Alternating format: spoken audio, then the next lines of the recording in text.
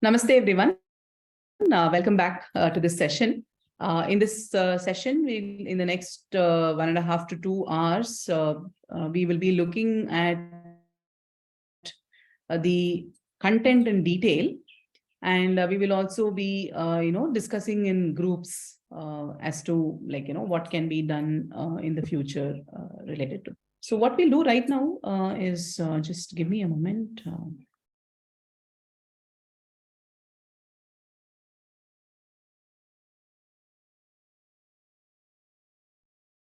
So at this juncture, probably it will be useful to have some breakout rooms. And what we could do is maybe 3 or 4 people together can discuss. One thing is what is the current preschool scenario based on whatever understanding you have, and what kosha it is, what are the few koshas or all the koshas that it is currently addressing, and probably what is missing that could be bridged. That probably you can discuss for the next 10 to 15 minutes, and also reflect on one kosha, maybe the Annamaya kosha, which is to do with the physical components, and discuss what all can be integrated in order to ensure that the physical health of the child in the preschool age can be taken care of. So one thing is what is the current scenarios with respect to the preschool education. Second thing, what are the koshas that it is currently able to address, what is lacking, what is covered.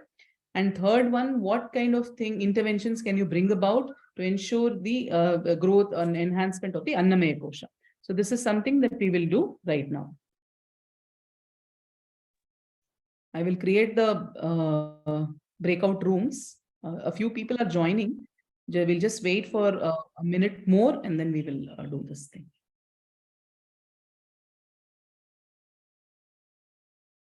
So the idea is to form groups of 3 or 4, understand the current preschool education scenario, and what koshas it is addressing, what it is not, and also to see how Annamaya kosha can be enhanced. Okay, that's the idea of this particular grouping. So now the time is 10:05. So until 10:15, the discussion can go on. You can introduce each other and your interest in this particular segment. Aarti ji, you have something to add here? No, Gino. Sorry, I'll mute.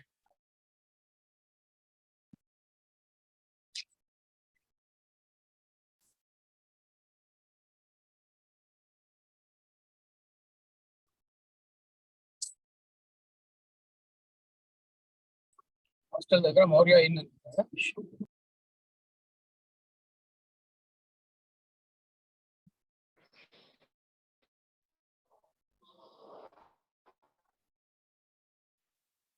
The rooms are now open. You can.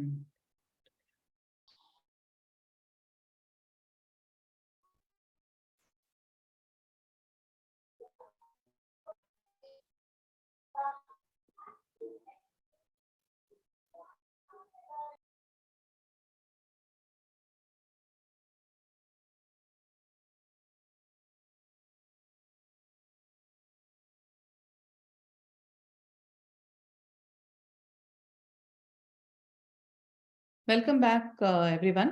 I know 10 minutes is not sufficient time to discuss the issues and possibilities in the preschool, but nevertheless, we'll again meet again through this breakout sessions to discuss further. And as Aarti ji was mentioning in the previous session, there are many ways to take forward. She will also add some insights.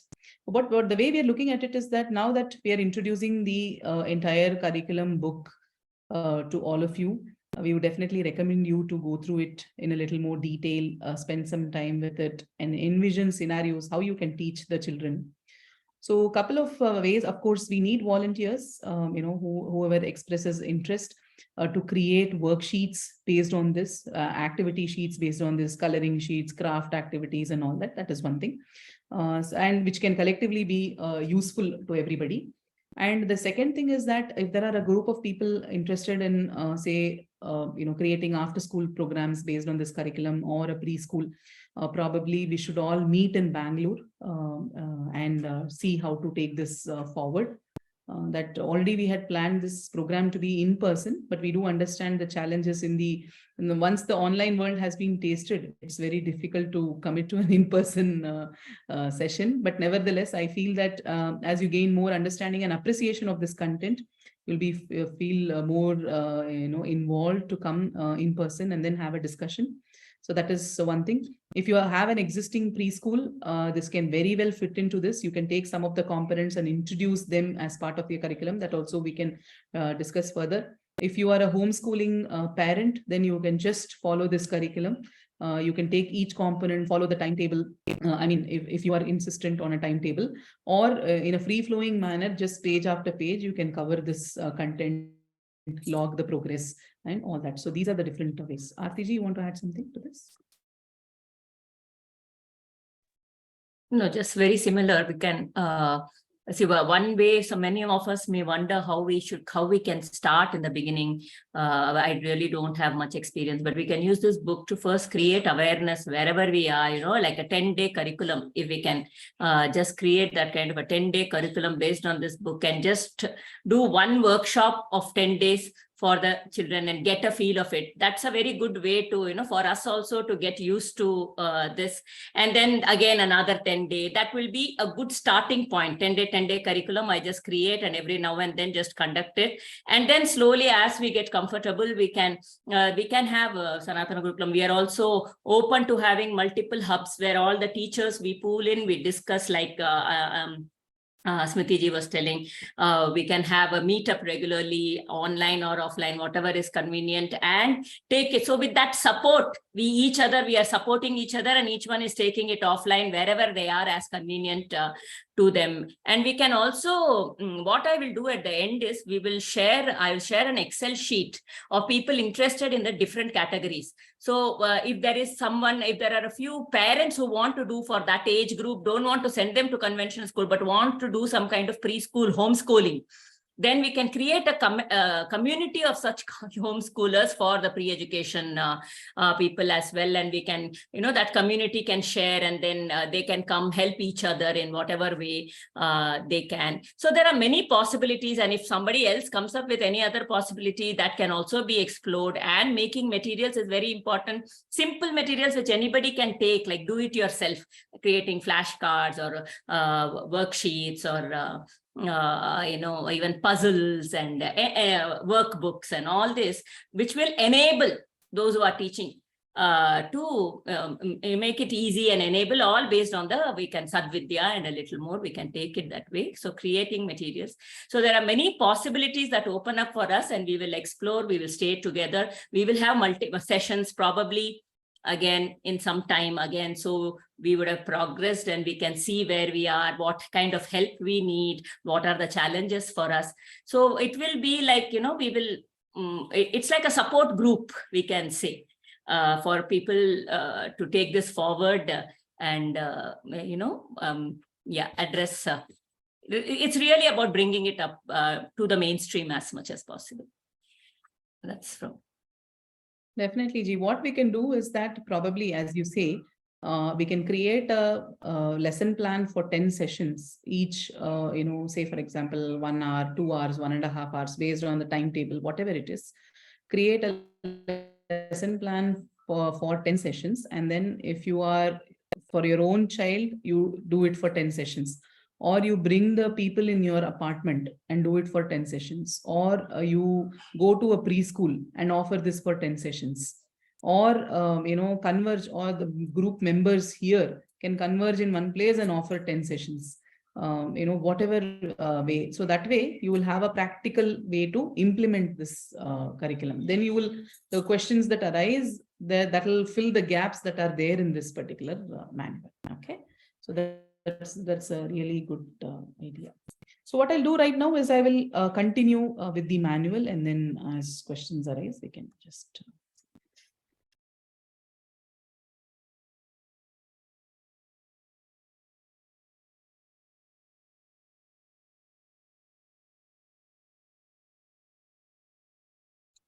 So we were going through the koshas and then the logbook.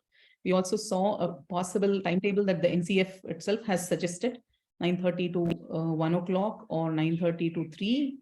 We just tweaked a little bit, adding yoga nidra there. The components are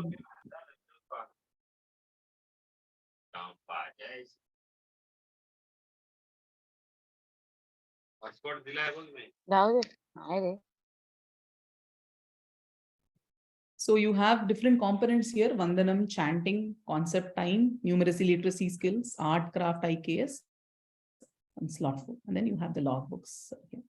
I would definitely recommend you to, if possible, if you are okay with printing, print it, otherwise use it online. Okay. So in every component, okay, there is one note that is there to the educator or parent as to why we do that particular component. Okay, so if you are doing preschool teacher training, or if you yourself are going to teach, this section is a very useful section because it sets the context for that particular activity. Okay, so for example, why is a prayer needed? The prayer, if you see, it sets the right inner environment. Okay, so what do we do? Suppose we go out in the hot sun and come back. Immediately we switch on the fan so that the temperature of the body or how we feel comes back to its normalcy. So just as we set the outer environment to be comfortable, the inner environment should also be comfortable and receptive to the knowledge that is being offered. So that is the idea of a prayer. And the idea of a prayer is also to express our gratitude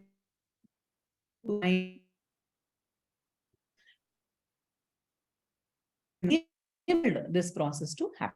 Maybe a 4-year-old, 5-year-old can understand this. You can tell them, why do we pray? And here in this prayer section, we have Guru Vandanam. Every day it starts with a generic about the Guru and the importance of a teacher, importance of a Guru in one's life can be told through stories. There are also stories in this book to illustrate that as well. Okay. So the prayer for this Vandanam can be found in the chapter dedicated to them. After chanting the Vandanam shlokas, the schedule is going on to the yogic practices. Okay, age appropriate yogic practices are given. So incorporating Guru Vandanam, Saraswati Vandanam, and story time into a daily routine can help children develop a sense of reverence, physical and mental health, and moral reasoning. So making this the foremost session of the day can impact all the koshas at the same slot and giving this traditional aspect the pradhana as it was done in Indian pedagogy in the Gurukula system. So if you look at any, for example, any Indian knowledge system book, be it Ashtanga Hridayam for Ayurveda, be it Aryabhatiya for astronomy, be it Ganita Kaumudi for mathematics, be it Yoga Sutras for yoga, be it Tattva Bodha Prakarana Grantha for Vedanta. All these texts, if you see, they all start with the Vandanam or the Mangalacharana. Okay. Whereas if you pick up a modern text like a math text, a physics text, hardly that the divine hand is acknowledged because they are all atheistic traditions where the Vedas are not used as the pramana, where the divine role is not acknowledged. Okay, so that is why inculcating this becomes very important and telling the children that whatever you do, new activity, beginning the day, it will be helpful to start with a prayer. Okay, so hence the Sadvidya curriculum strongly advises that the first 45 minutes of the day be rationed as 20 minutes for Vandanam, chanting and yoga practice, then a 5-minute recess if needed, and the story time for 20 minutes, all in the beginning. Okay. So when you go to page 24, here we have listed various Guru Vandanams. So these are also some of the volunteering opportunities. You can probably note down as you listen to me. You can note down what are various volunteering opportunities that come to your mind, or what are the ways that you feel you can take it forward, and what are some of the things probably can be added to this. So those become your notes. Okay. So for example, adding audio, this we will soon be doing, but nevertheless, bringing it out as audio files which can be helpful in teacher training. So we have a list of Guru Vandanam and Saraswati mantra, and including Gayatri mantra. Some traditions, they allow the Gayatri mantra to be chanted. Some traditions don't allow. So depending on whatever is your Shraddha and system, you can follow that accordingly. So once this Guru Vandanam, it has to be a repetitive process. And it is, the Kantha Pata is the best way. Of course, 3-4-year-old children cannot read anyway. So it is best to learn them through, Shravana based. That is, you chant and then they repeat twice. Okay.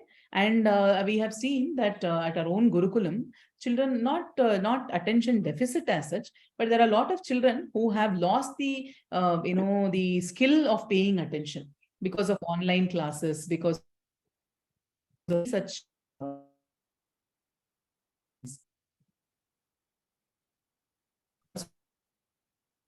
is that once we use this chanting approach and also insist on memorizing the verses, the level of attention actually increases very well.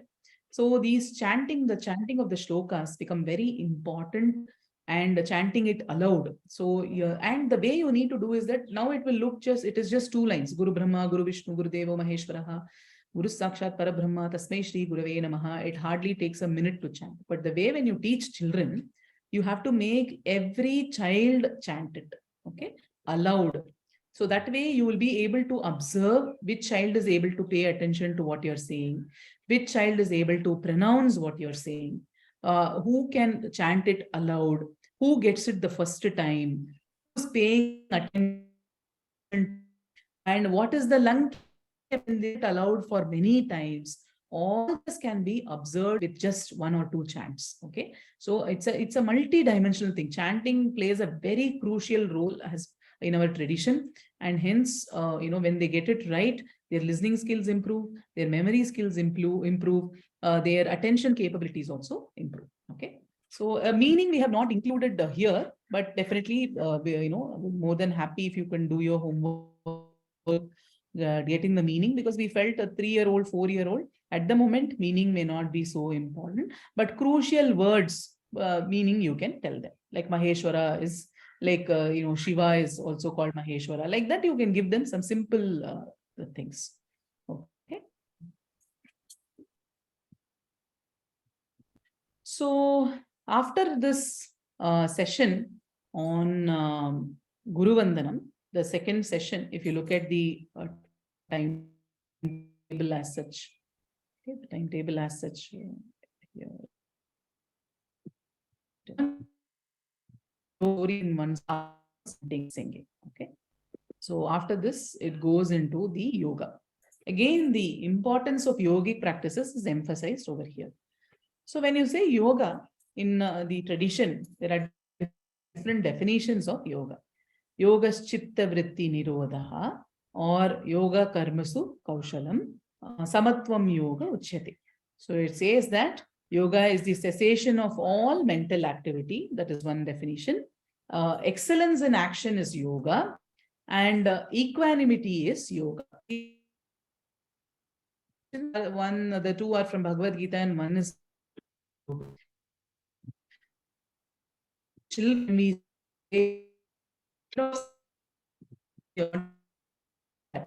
Let us look at the benefits to the Panchakosha. Okay, how do yogic practices keep the body healthy, keep the vital body healthy, keep the Manomaya Kosha and Vijnanamaya Kosha healthy, and how it also helps them to experience that inherent happiness or the inherent joy that is there in their lives. Okay, so this physical activities play a vital role in the formative years for the overall development of the kid. No doubt about that. And but at the same time, the practices should be done in a joyful manner. Okay, so how the teacher gives instructions in a playful manner, it becomes very important. So giving a step-by-step instruction, not hurrying, giving the time to do it, and observing each child do the practices. So that way, even a simple, if it is Pada Hastasana, say for example, it is a forward bend, you will immediately be able to see how many children are able to bend fully, who is able to touch their toe, and how long are they able to stay in that posture. So many things get revealed in this simple practice. Okay. So the kind of games and sports are pivotal to instilling positive values. This will foster healthy competition and well-formed identity devoid of insecurities. So the yogic practices build concentration. For example, when you do Tadasana or Vrikshasana, there is a different kind of balance that arises. Just give me a minute.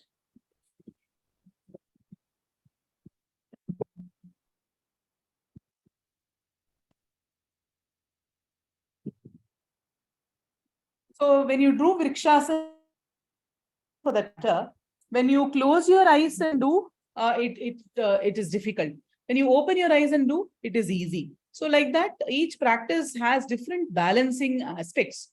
So it builds a lot of concentration and focus. Yogic practices boost memory. They also enhance the immunity. And it supports speech development. We have seen in one of the preschools that we are associated with, there were 2 children difficult to speak, but just some simple tongue exercises, movement of the tongue, and also with chanting Om, that really helped them to get, pronounce properly. And it also improves physical agility. You would have seen not moving much. So for such children, this game-based learning of yogic practices can really help. They also bring mind-body coordination, and when combined with the proper diet, improve the strength, stability, and flexibility. And it also helps to create emotional balance, removing stress, anxiety, depression, guilt, and it improves self-esteem, self-confidence, and developing a positive attitude towards life. So it brings health, confidence, and peace. So these are some of the concrete benefits of yoga, especially to school children. I mean, preschool children.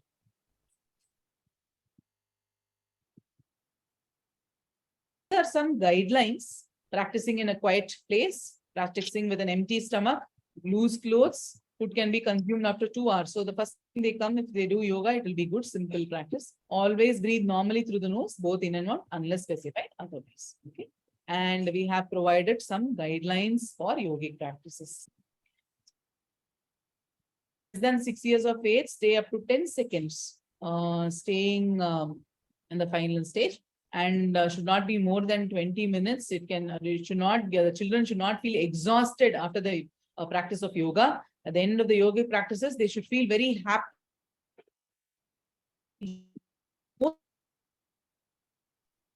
And head and handstanding asanas can be avoided. So no complicated postures should be included to them. And extreme forward bending, extreme backward bending, all that, and doing it very rapidly, forward, backward bending, all that can be moderated. Okay. And never compare children with each other. Encourage them in each and every session for discipline to sit properly. And don't tell, see, that boy is able to touch the floor, you're not able to touch. None of these inputs are actually useful for the child. There should only be words of encouragement. And of physical exercise, psycho-spiritual practice, body is the mean. Therefore, basic principles, niyama, shall be emphasized while teaching yogic practice. They do this, you can also tell them the benefit of each. Like when you breathe like this, your lung capacity. Those benefits can also be told to the children. Actually, children like to learn about all this, and they will also go home and share about the benefits of yogic practices. So that way it becomes a very enriching learning process. So the way this part is designed is that you will have a set of asanas for age 3. And when you go to age 4 and 5, you can include the age 3, then there will be practices for age 4, then they will be for 5. There is no specific demarcation of age. Okay. This is just based on generic simple practices. See, only when they reach puberty or whatever, in that age, only then many things become specific. Until then, it can be a set of generic practices. Okay. So here, step-by-step instructions for each practice are given with the pictures. So you can just read them out, or you can learn it and then narrate it in various postures.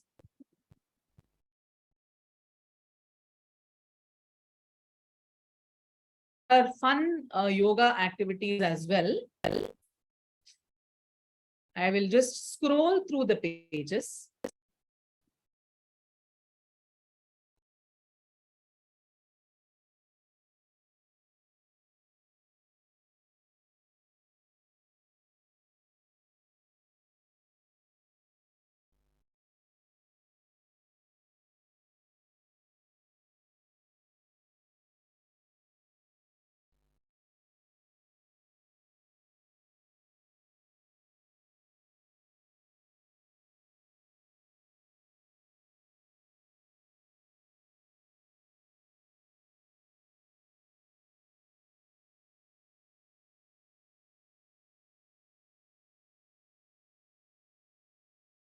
So after these yogic postures, there are also a lot of fun activities for children, because not all children like to learn it directly. So you can actually include some fun activities like, putting the kids in pair and asking them to do yogic practices, or put on some music like classical music with a nice beat and have the kids dance to yoga poses. When the music stops, they have to stay in that pose until the music starts again. So yoga freeze dance, yoga tic-tac-toe, like a board game and chalk, where the kids do a pose in each square.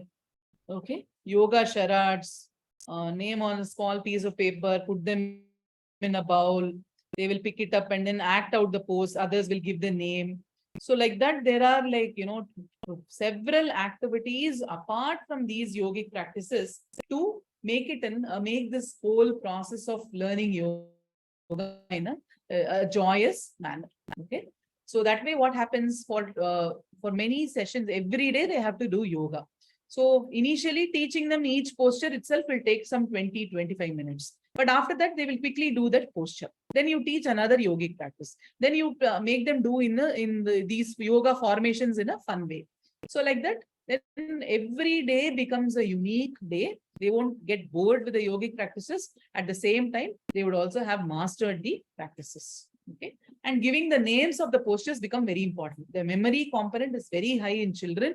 So whatever you teach them, you give the name of the practice to them. And then you can you first tell the name, let them do the posture. You demonstrate a posture, let them tell the name. Like that, there are so many activities that you can do. Okay. Make the children sit in a circle, have them to do a yoga pose, then whisper the name of the pose to the next child. The last child says the name of the pose out loud. So whatever it is, you can create hundreds of activities like this. This is just a suggestive list. Okay. Then we also have stepwise breathing. We have seen that many children, when they are in the preschool stages, they often catch a cold. And because anyway, in the age, the kapha component is also very high. And we have seen that many children sleep with their mouth open. This is not very good, but there is also no solution for this. The doctors will ask you to put drops and all that. So all that may not be needed right from the start unless and until there is some severe health condition.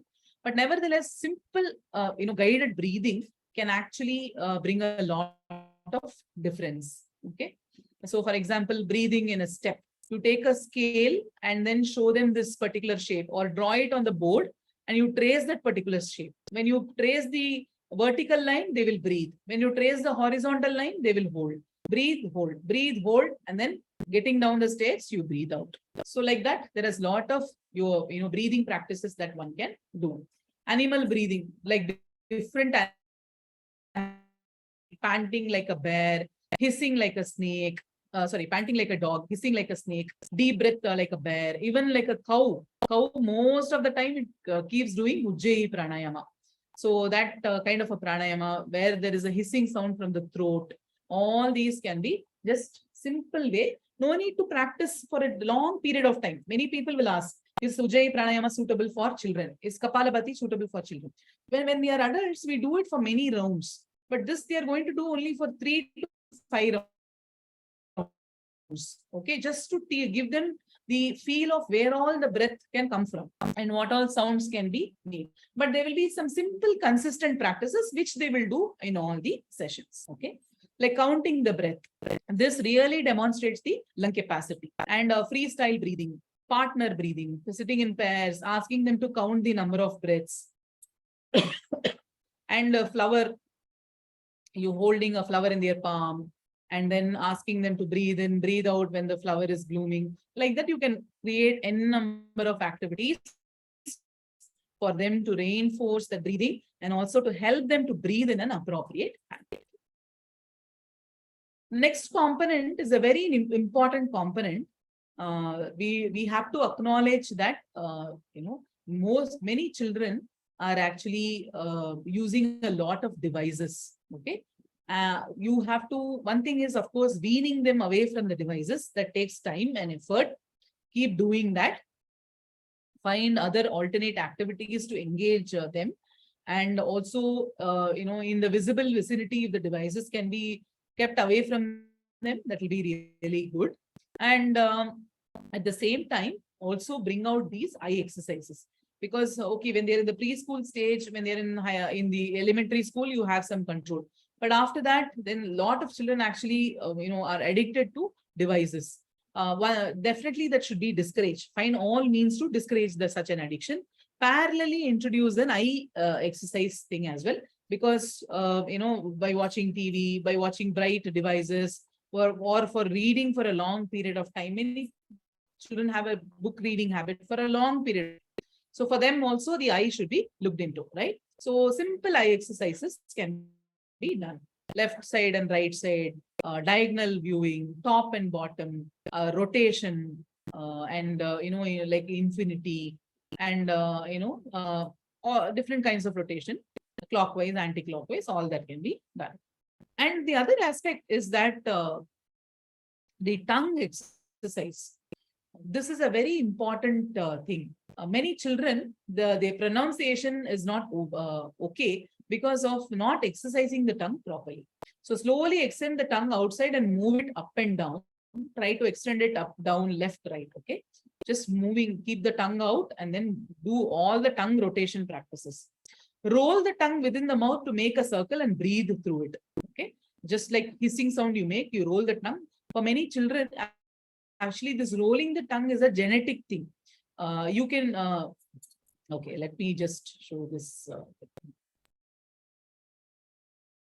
If you see, for many children, this is a genetic thing. Many children may be able to do or may not be able to do. Holding the tongue, okay? Because I think it's some genes are, factored in whether the child can do it or not. So this, if they can't do it, it's okay. You can just leave it. Don't worry about it. But just tongue rotation can go a long way in actually tackling speech problems, the initial speech problems that children have. So just a movement of the tongue down, up, left and right, and then rotation of the tongue clockwise, anti-clockwise, all this can be really helpful. Okay. And you might think that, oh, so much a preschool teacher has to do. But you see, this is just a 20-minute activity. How long can you teach rhymes? How long can you be teaching A, B, C, D? Right? This, if you see, you give simple instructions, the children will happily be doing. Every day you allocate one child as the demonstrator. You make them sit next to you. Ask them to do as you give the instructions. Then it's automatically taken care of. You're actually practically doing nothing here. You're just giving simple instructions. The children are happily doing these postures. Okay.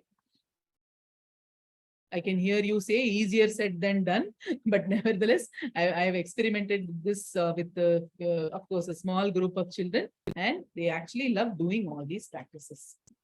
And close your eyes and sit in any comfortable, then deep breathing, encourage them to deep breathe. And and don't worry, in each tradition, they have different instruction. Some say children should be taught this, some say children should not be taught this. We need not worry about that because we are not going to do for a prolonged period of time. This will maximum be, say, 3 rounds, 5 rounds, just to give them a feel of these breathing practices. Okay. They're not going to do beyond 10 minutes. Beyond 5 minutes, they are practically not going to do anything for that matter. They're just going to teach them simple postures, simple breathing techniques. Okay. So this is different mudras. You can just teach them the mudras. They need not hold it. The chin mudra is enough to hold it. You can just show them that these are mudras.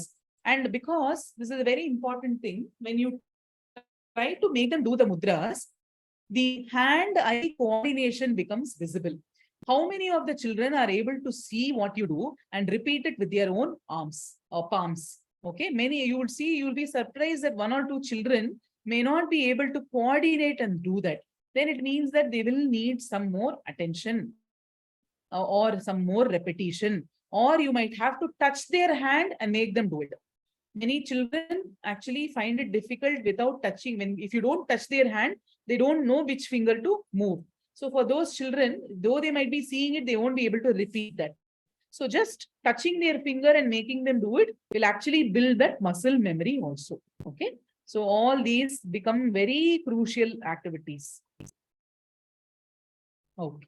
So I will just take a pause here and ask if you have any questions with respect to yogic practices, please do ask.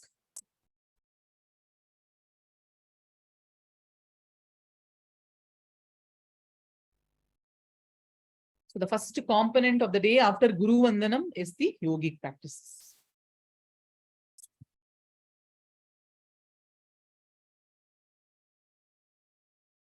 And don't worry about, is it a posture for girls or boys? They're just 3-4-year-old children.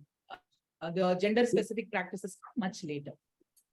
Do we have in the contents, the ability is supposed to be developed with the age? Because like persons like me do not know anything about it.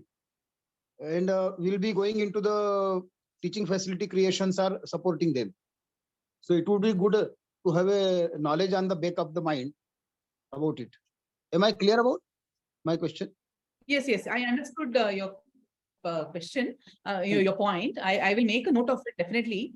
But what we looked at is that in the Indian tradition, there is not much insight on the say staged development of the child. We don't have specific inputs on that. However, modern psychology and all cognitive sciences have the stage development. But definitely we can include some components of this. It is good. We can use it from anywhere. Yeah, understood. Thank you. How to download this content? What you are? We provided us. Just give me a moment. It has already been shared in the group as a PDF. Okay. Yeah. Meaning, I think I'm not part of the WhatsApp group. Oh, you're not part of the WhatsApp group. Yeah, I don't have the WhatsApp. Is it the link here? Is it possible to share here in this chat? I will share the link in the chat. Okay, so we just need to register and then download, is it? Okay. Yeah, but it's also it's there in the Anaadi site, it is downloadable from there also. Yeah. If you download it from the site, the advantage is that in case there is an update, we can email you the updated version that we have updated. Yeah. Okay. Then I'll just drop my email in the chat group. Yeah. Thank you. No, you don't need to drop the email. You can submit the form and download. So that way we will have your mail ID. And when we create an updated version, say, for example, some more activities or whatever, we can let you know about. Sure. Thank you.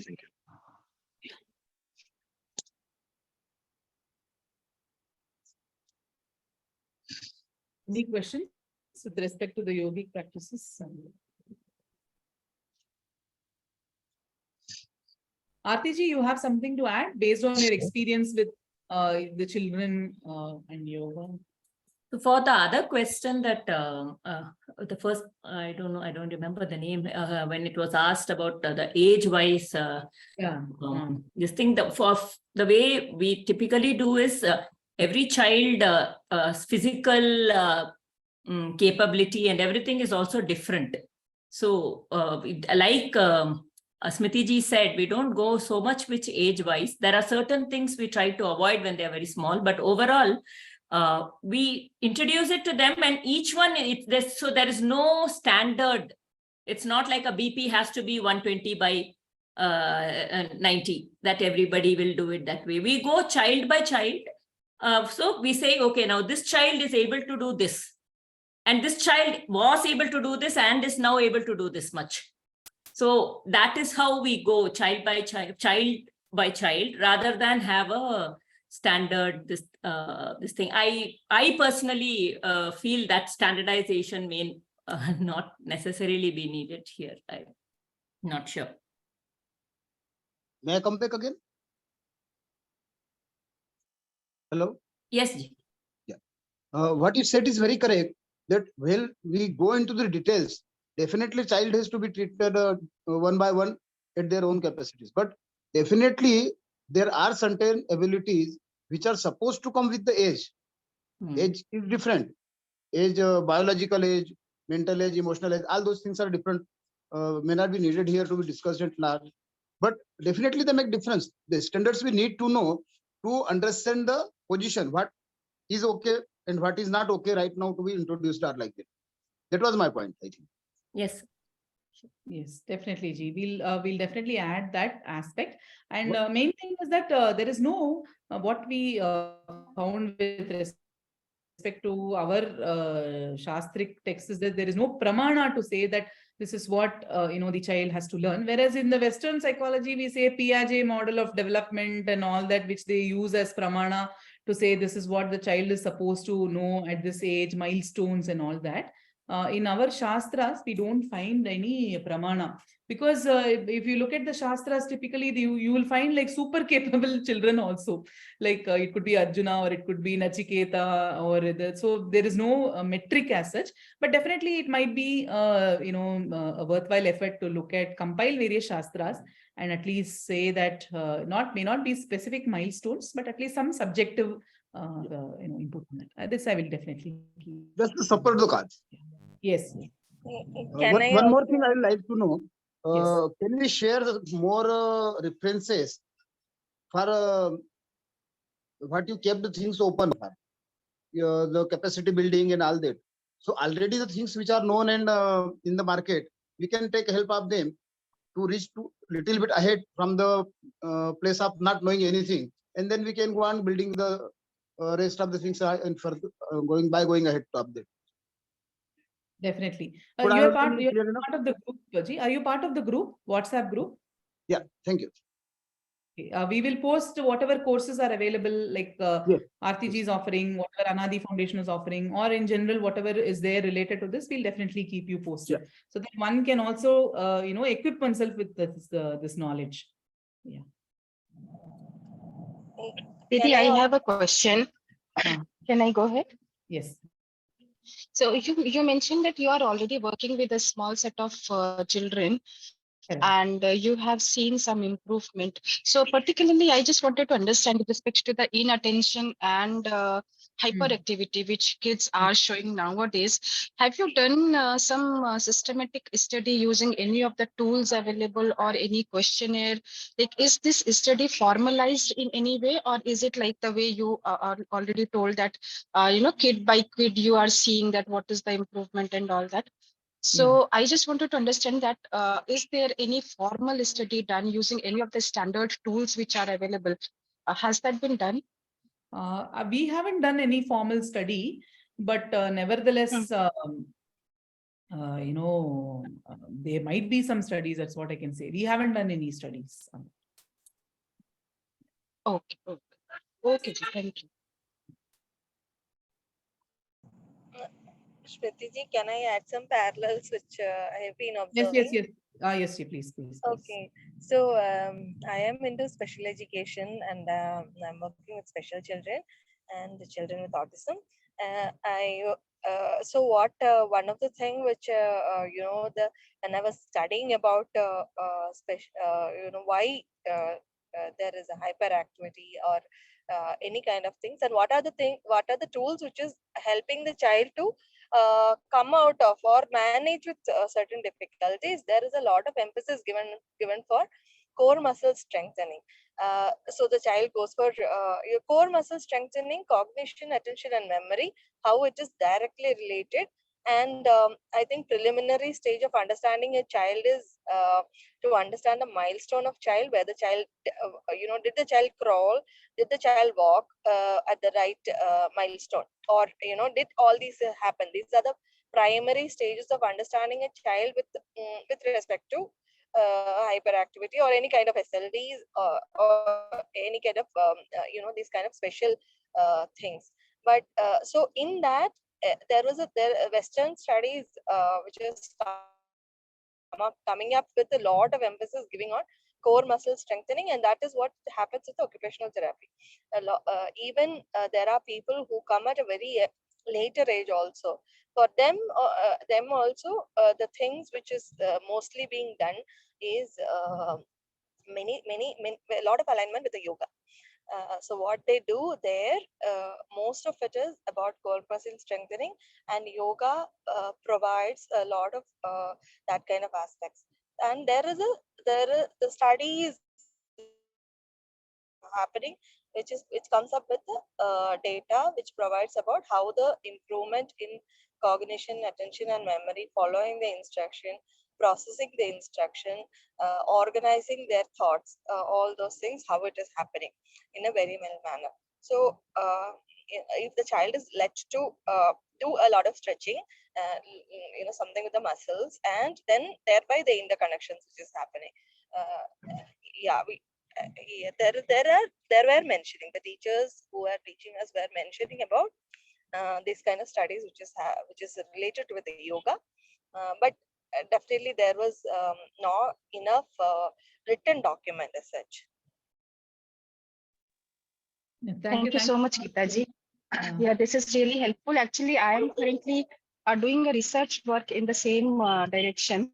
It's not ADHD students, but young kids with the today's gadgets using and all that. If there is some bit of inattention and hyperactivity, so I'm doing a bit of research in that field with the help of yoga, and that's why I had asked this question. And Geetaji, your input is very much helpful to me. I'll just get in touch with you to just, to get some more details. Yeah, thank you so much. Thank you. Yeah, more than that, my son is studying in Dharma Gurukulam. He's third year with Dharma Gurukulam. He's in 9th standard. A lot of, improvement with respect to attention, how he manages his thoughts, and how he is in connect with his own emotions, others' emotions, and how he practices yoga, how it has improved. All those are also evidence as an educator being in this field for some time. These are the doing, and it's very amazing, and I'm very blessed to see that. In fact, Geetaji's son, it was amazing to see how he comfortably handled sessions for diploma students.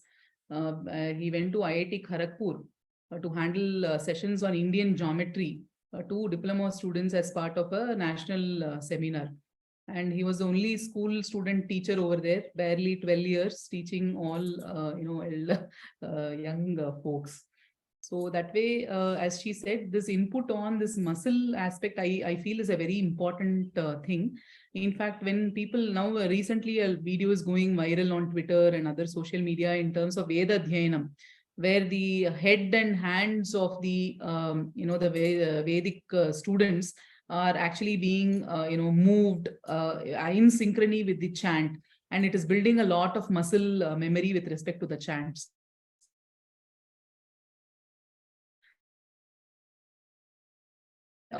Nevertheless, the practices can be integrated very well. Yes. And Geeta ji has gone through a course on special education. So that way she has been consistently mapping some of the Indic concepts to how it can be of benefit to the special needs children. Neelima, I mean, I'm sorry, sir, I don't know your name, but it's Neelima. So yeah. It's me, Sudhir. Yes, I'd sir. like to share my feeling at this juncture. The discussions were about hypoactive and less active kids. I feel that MSRT can also help on that. I'm not expert of that, but on our group at the moment, Smita ji is there who teaches MSRT, and the center is in Bangalore itself. You must be knowing. So I think that can be helpful. If you want now or afterwards, can be connected. Sure. Thank you, Bhaiya. Thank you so much. Definitely. Anybody else has something to say about yogic practices? I also wanted to add how my shifts has been done after associating with Anaadi with respect to yoga. I had a condition of slip disc. I was been suffering with it. Maybe I mean, basically it is because I was ignoring the posture, all of that. Invariantly, it was affecting my thing in the mood, how to study. Being an educator, constantly the learning has to happen for me. That through the day, that is where I think the slow, very basic Pavana Muktasanas. There was a yoga program which has happened with Anadi where easy to do, simple to do, and the practices were, taught in a manner where focusing on your breath and, stretching and all of that. That is the simple thing which I started practicing, and now I'm in a better state. Recently, 2020, last 22, I have also done a trek in Himalayas with Anadi. I think these are blessings which I count, but definitely yoga has its own. These are the things which I have experienced. And there is no other data, but the thing is, with respect to memory, with respect to my energy sustaining through the day, and my interest towards things and my physical health, these have been helped me. Very, very true, very true. And then when it introduced at a very young age, a lot of joy is built into the process. Yeah. So I will just continue from where we left.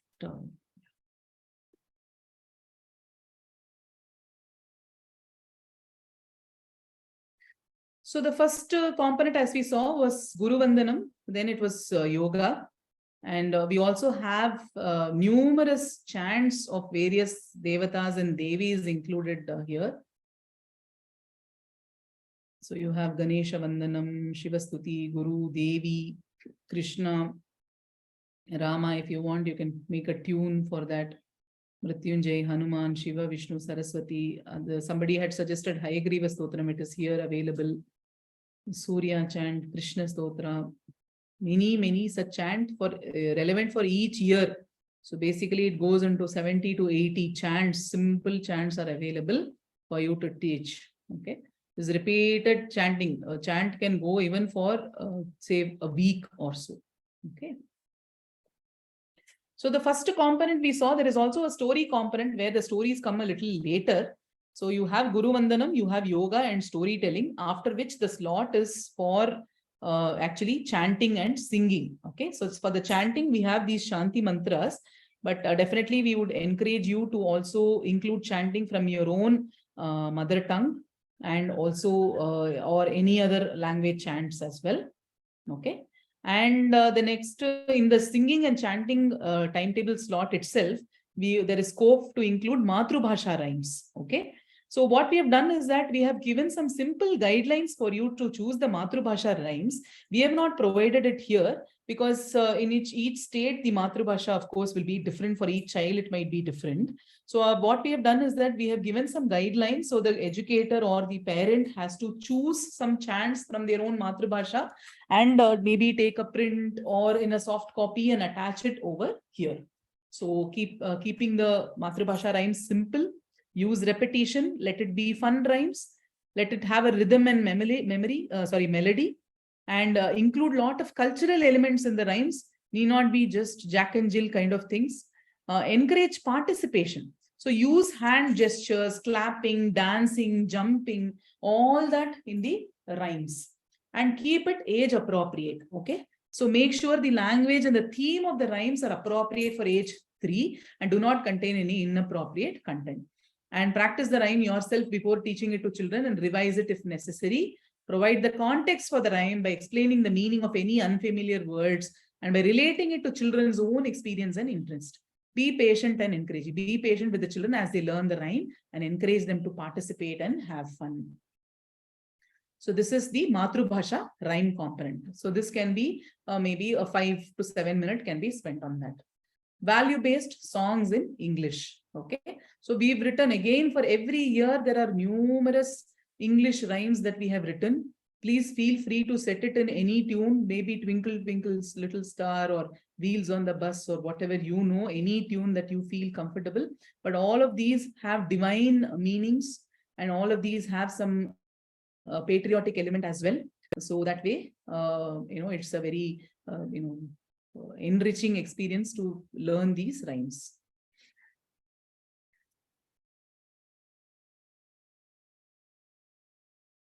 I'm just slowly scrolling through this.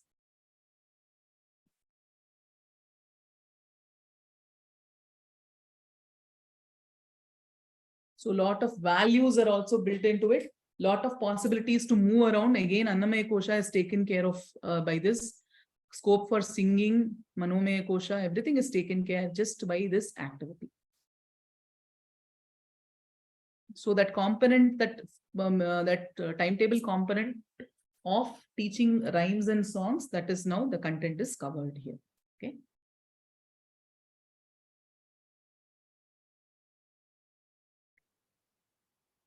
So the next component we saw for senior children, or it can be skipped for junior children, but nevertheless, this is Yoga Nidra. So the Yoga Nidra is known as the sleep of a yogi. It is a state where you are neither asleep nor fully conscious. It brings in a lot of rest. So there are a lot of scientific studies on Yoga Nidra that talks about how powerful it is in actually rejuvenating the body and mind. And typically in the Gurukulam, we have seen that children actually, after they finish the Yoga Nidra session, they lose their fatigue and then they are more prepared to learn. So that way, we are not restricted by the learning hours. If they go to a typical school, what happens is that there is no scope to say that, okay, let me do Yoga Nidra and then let me study. You have to come back home at 3 and then you have to finish your sessions. But being in a Gurukulam, there is an advantage, or if they're learning at home, there is an advantage. So there is this brief yogic Yoga Nidra or yogic sleep is extremely beneficial to them. So this particular link, it gives you the Yoga Nidra audio that you can play. It is recorded in Adiji's voice. So this can be looked into, or feel free to make your own version of Yoga Nidra. There are a lot of guidelines available in standard yoga text. Use the standard yoga text where you can get the instructions and then you can use it in your school or at home, or even for yourself. If you're working the whole day on a computer, don't hesitate to spend the 20 minutes in Yoga.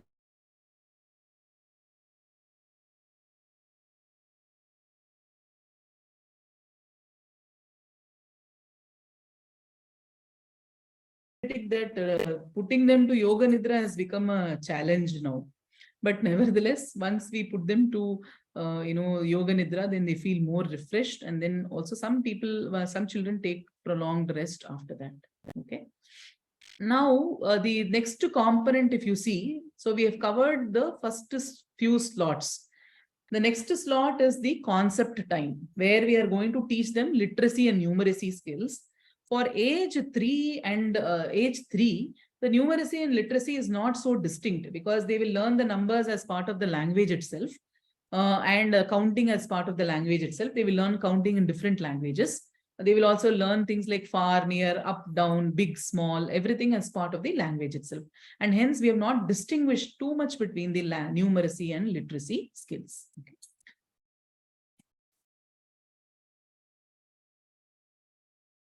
So here we have given scope to learn 3 languages. One is Matrubhasha, the other one is English, and the third one is Sanskritam. So here are the guidelines to teach Matrubhasha components to age 3 children. If you get a book in your own language, that is also fine. Or if you want to develop your own learning material, there are some simple guidelines that are available.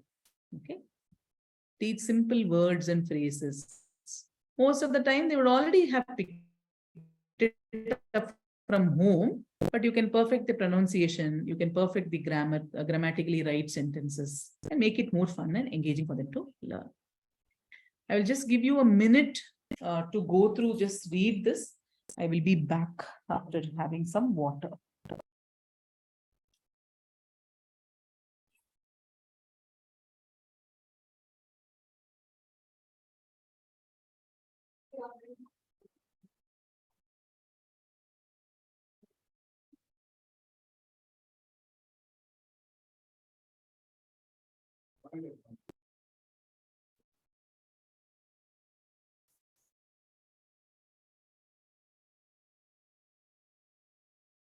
So these are some simple guidelines to teach Matrubhasha.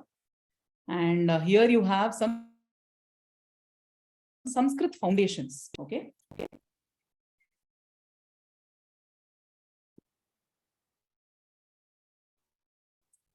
So when we say Sanskritam, many of you will be wondering, like, I don't know Sanskritam, how will I teach Sanskritam? So there is a lot of support available. Maybe Aarti ji can also point out at some point in time how to get support for Sanskritam language as such. But nevertheless, we can remember that we're going to teach very young children. So simple words is what initially even you need to know. You can learn parallelly with the children. You will pick it up much faster and progress very fast. The children, you can teach them in simple steps. So when we say Sanskritam and when we say Indian knowledge systems, it is called Chaturdasha Vidyasthana. Okay, there are 14 knowledge systems as part of it. You have the 4 Vedas, you have the 6 Vedangas, and you have the 4 Upavedas. The 4 Vedas, Rig, Yajur, Sama, and Atharva. The 6 Vedangas include Shiksha, Nirukta, Vyakarana, Chandas, and Kalpa and Jyotisha. These are the 6 Vedangas. And you have Upavedas, Dhanurveda, Ayurveda, Arthashastra, and or Gandharva Veda and Stapatya Veda. Okay, Ayurveda is to do with the science of life and health. Dhanurveda is the science of weapons and warfare. And the Arthashastra or Gandharva Veda. Arthashastra is to do with economy and polity. Gandharva Veda is to do with music. And in some system, they say Stapatya Veda is the 4th one, which is to do with architecture, urban planning, Shilpa Shastra, and all that. So basically, all aspects of life and learning are covered in these knowledge systems. So when you say Shiksha, it is the science of phonetics and pronunciation. Okay. So you have Sanskrit letters called Varnamala. Okay. And then you have vowels which are called Swara. And then you have consonants which are called Vyanjana. Okay, these are some basic elements. And the beauty about the Sanskrit language or any Indian language, Tamil is slightly different. We don't have many of the letters, but I'm sure in Kannada, Telugu, Hindi, you have all these letters, okay, of the alphabet, Aksharamala. So each one varga is pronounced from a different place, right? So if you see here, the ka, kha, ga, nga, it is pronounced from the kantaha, from the throat, right? So like that, it is pronounced from the teeth, then it is pronounced from the lips, pa, pha, ba, bha, ma, from nose, you have, right? Na, na, all that is nasal sound. Like that, there are different places in which you pronounce each word.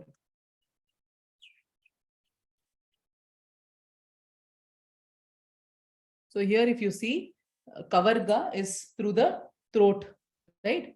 Chavarga is through the soft palate. So cha, cha, cha, cha, ja, ja, right? And then you have Tavarga, which is the hard palate. Tavarga, ta, tha, da, da, na. And you have the Tavarga, which is the dental, ta, tha, da, da, na. Labial, lips, pa, pha, ba, bha, ma. And you have yara, lava, and sha, sha, sa, ha. Like that, you have different things. And then you have the non-aspirate and aspirate. This is a very important thing. So what happens is that as children grow, they cannot correct this. So it's very important at the right age you correct them. In Kannada, I'm not sure whether kha is there. Yeah, I think it is there. If somebody can just tell me whether kha both are there. It is there. In Tamil, we don't have it's there. Okay. In Tamil, we don't have that. So that problem is eliminated for us. Everything is the same. Ka, kha, ga, ga. All are just ka for us. But in Hindi, Kannada, Telugu, you have to differentiate because when you chant, they will make a huge difference. The meaning itself will change if the aspirate and non-aspirate are swapped. Okay. So it should be reinforced. So even if you take time, it's okay. That is how you can pull for 200 days of activity you need to do. So perfecting this will help you to proceed further. So ka, kha, ga, gha, like that you will have to teach them with patience. Repeatedly ask each child to say the word. Notice whether they are aspirating when they are saying kha, kha, gha, and tha, and all that. Okay. Then slowly work with their pronunciation. Hope the details presented are not discouraging you or not making you feel overwhelmed. But believe me, it's a very simple. If you already have experience or you don't have experience, don't worry about it. Slowly, this is it's easily integratable. Okay. So we have also given more than 30 I think there are 15 activities that you can do over a period of 20 sessions to teach the basic phonetics of Sanskritam language. Each day you can utilize one activity or multiple, repeat the same activities. Okay. So when we say learning the language, it is not just to do with the alphabets or the letters.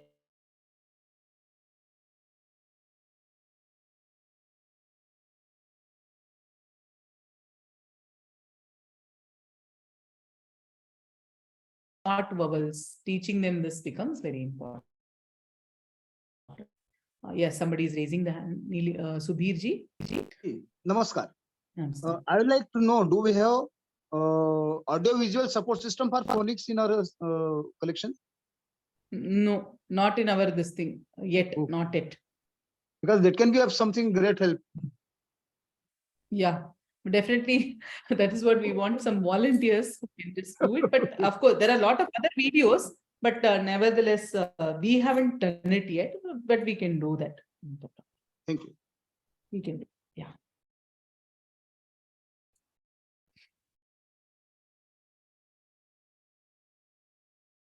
So I'm just giving you a minute to look at this.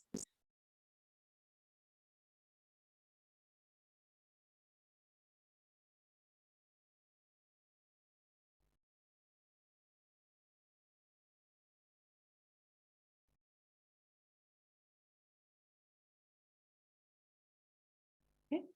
Now the second activity, after this particular thing, I'm going to create a breakout room for you to discuss something. But before that, I'll just complete this aspect.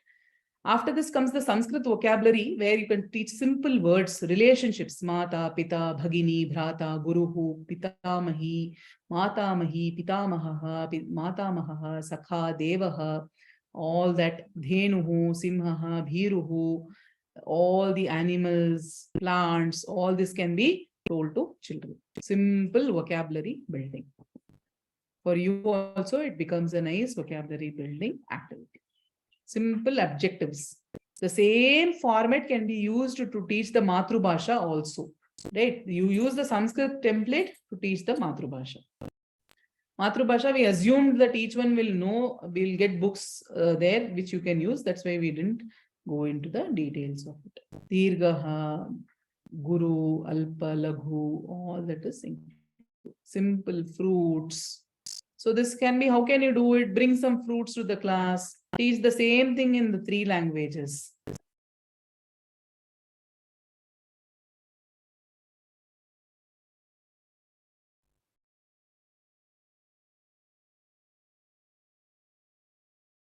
So again, based on this content, we have created 20 activities to teach this particular content. Memory game, role play, vocabulary bingo, word building activity, picture and word mapping. All this can become volunteers can create, or as a community, you can create some flashcards or whatever it is based on what we have listed here. That homework I would definitely encourage you to do. Otherwise, it will become spoon-fed content. Okay. Then comes Sanskritam rhymes. Very interesting rhymes have been listed here. For example, if you look at this, koruk, koruk, koruk, itabhuk, nitabhuk, ritubhuk. So who is free from ailments? Koruk. The one who eats, what is beneficial to him? Hita bhuk.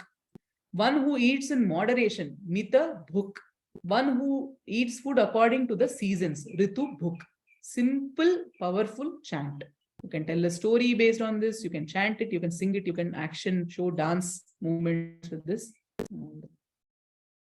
And again, numerous Sanskritam lines are listed.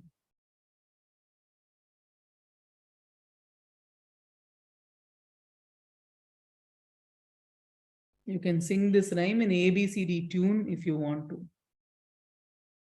Kakaha vadati kakaka, kiraha vadati ki. I'm not going to tell any further than this. Leave it to you to do all that.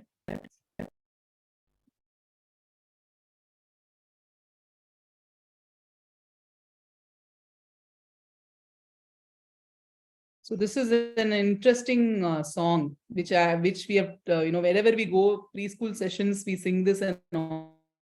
all the children love this song. Ramahayati, Ramahayati, Sitaya Saha, Kutra Sahayati, Sarayunadi, Krishna Hayati, Krishna Hayati, Radhaya Saha, Kutra Sahayati, Yamunadi.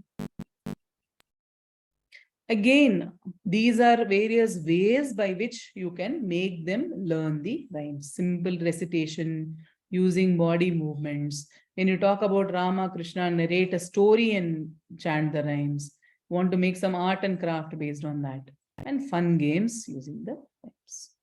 So this can go on for about 15 sessions or so. Okay, rhymes. Suggested number of sessions, 15. Sanskrit letters. Introducing them Sanskrit letters using flashcards, tracing, matching game for 20 sessions or more. You can do, keep repeating that. After 20 sessions also, you keep repeating, or you can just come to the class, start, in that particular concept class can start with what all they have learned till now, and then you can go to the new I think the letters we haven't presented here, in the later in the book we have. So similarly, teaching English, okay? So you have the sight words, you have the various things. Introducing how to, there are numerous activities for 20 sessions to simply introduce the English alphabets to them based on puzzles, alphabet song, flashcards, and all that. Then you have the words. For each letter, numerous things that they can learn, simple words.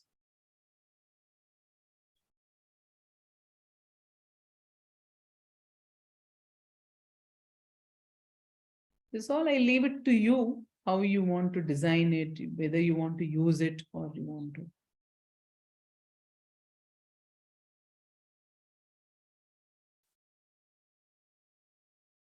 So this is about sound ending, right? Appa, amma, cab, tab, mob, cod, pod, mid, puff, huff, big hug, mug, jug. When you say g, it will end with all g. J, Raj, Taj, bank, blink, beak. So these are ending words. Okay. And how to create activities using the ending words. So what I'll do right now is I will stop here. And I will create again breakout rooms. And what you can do is that you can discuss the importance of learning Matrubhasha, Sanskritam, and your opinions on learning English, okay? And why it is important to learn Sanskritam or Matrubhasha. What has been your experience and opinion on this? The next 10 minutes you can take to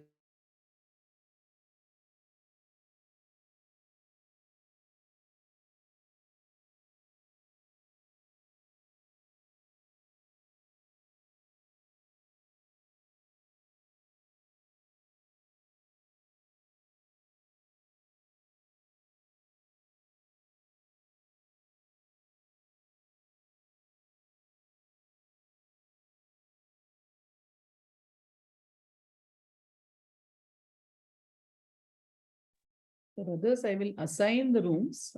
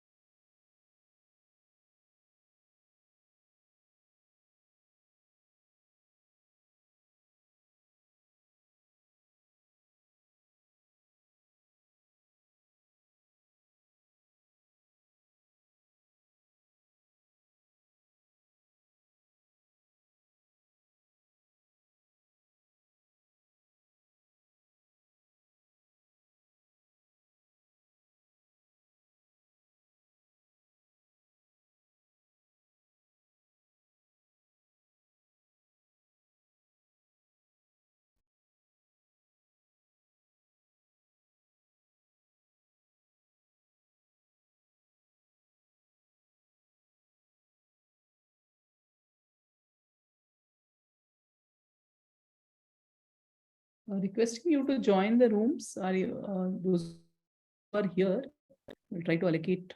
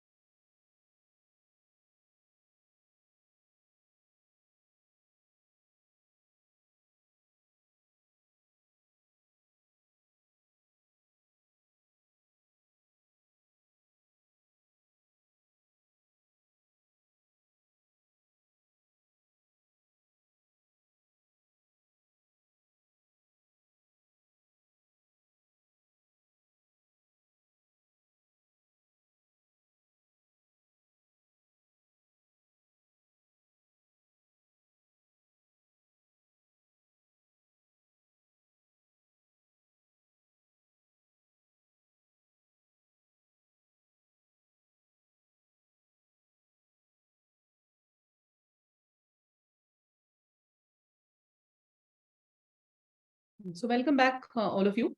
So we have been looking at teaching these various languages. So as part of English, you have sight words, CVC words, which are consonant, vowel consonant, like cow, C-O-W. So like that, numerous words can be introduced to them. So this is about learning the language, and also blends, like how to combine and teach them. And again, you have numerous activities, games. If you read them patiently, you will, in each class, if you just do one of these activities, it should be enough to teach that particular concept. So this is the English part of it. Okay. Again, there are sentences and writing practice, numbers and shapes, and including Sanskritam and Matrubhasha. That again, numbers and shapes are included. So the Sanskritam part we have written, English we leave it to you, Matrubhasha also we leave it to you. Finger counting, object counting, line counting, coloring, shape names, shape counting, numbers from 1 to 20. Again, repeating these activities. So this is to do with numeracy and literacy skills, concept time. The next slot in the curriculum is the art and craft time. So Indian knowledge systems, what we've done is that we have included ecology in it, Ayurveda in this, Bharatiya Ganita, and all that, and astronomy. All this is being introduced in a simple manner as part of the curriculum. So as per the one of the key components of this IKS thing is to learn a simple puja vidhi, so that whenever, if it is Ganesha Chaturthi or Saraswati Puja or any other festival, the children will be able to do a simple puja. Okay. So for that, we have given guidelines on how to set the environment for a puja, and then how to chant the mantra and do a simple puja vidhi. If you already have a puja vidhi, you can follow that. Otherwise, you can follow what we have given. So what I'll be doing is I will be stopping at around 11:55 and wrapping up at 12. And then there will be some guiding questions that Aarti will give you, which you can ponder about and discuss as an entire forum on different ways to take this forward. Okay. And then you have the art and craft activity. Again, we have presented numerous activities over here. And to do with Indian knowledge systems, we have the Pancha Mahabhutas, how to teach about the Panchabhutas to the children. There is a note to an educator on learning the importance of the Pancha Mahabhuta in terms of developing appreciation for the environment, understand the foundations of ecology, build the foundational for yoga and Ayurveda, understand the presence of Panchabhuta and all the things that are around us, and develop a unified and integrated perspective of life. Okay. And you have these this is the note to the educator. It has been given in a very detailed manner as to what each one of these bhutas are, and also about simple preparations like Jivamritam, Panchagavyam and all that. And for 30 sessions, we have included activities to teach the Panchabhuta. Okay, drawing pictures, coloring them, running around, taking a hollow pipe and showing which is Akasha or space over there, how filling it with air and showing Vayu, right? Even Abhava, we have taught here. Abhava is a complex concept which is to do with the absence of something. Cognizing the absence also is an important skill according to our Shastras. So what you've done is that you take 5 objects, remove one by one object, and the absence of the object is that abhava. Okay, that is an empty space that is there created because you've removed all the objects. So even that, the cognition can happen. That also has been included here. Then again, you have stories here. As I told you, narrate the story of Hanuman. Again, where the story is given over here. I will leave it to you to read it. Then ecology-based craft work is designed. So these are some places where we need some volunteers who can create some activity sheets based on this content. When you go through the activities, you will know for which activity you will need to create content. Like, for example, or a craft book based on this. So all these become voluntary activities. Shadrasas, everything.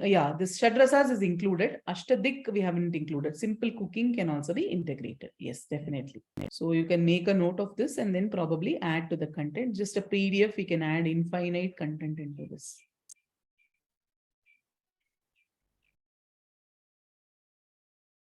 I am just scrolling this.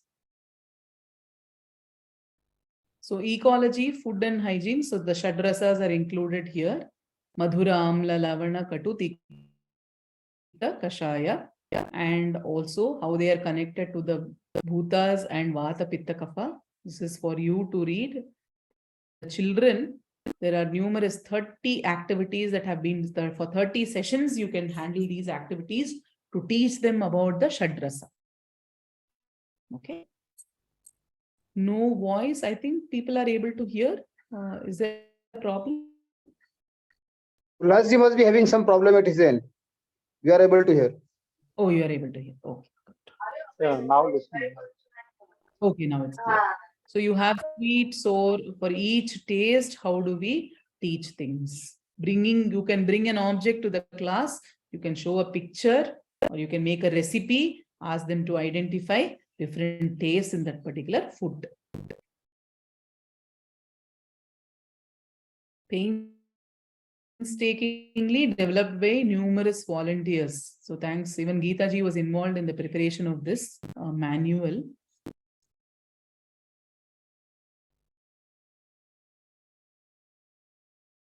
Including growing your own food, navadanyam, simple things and whatever can be grown.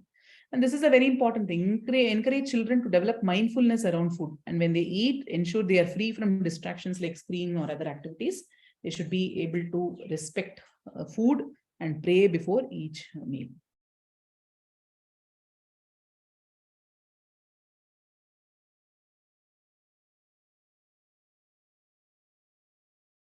So again, how to tell a prayer before having food, all that stuff. And post food, or how to keep their indriyas clean, or the sense organs clean, or even their teeth clean. All this is also given. Otherwise, all this is ignored. In many schools, what they do, they don't even encourage washing the hands. Okay, practically, I understand it may not be a tap or anything, but at least one demonstration will help.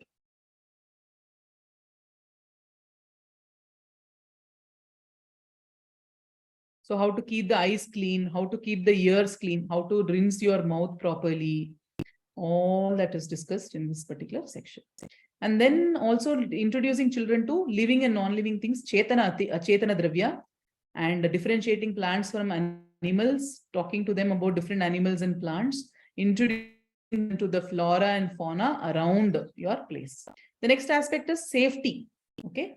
How to be safe in that space without jumping at the wrong place, climbing down the stairs carefully, handling switches in the classroom. Again, safety is included 10 sessions or any number of sessions. You keep repeating these activities.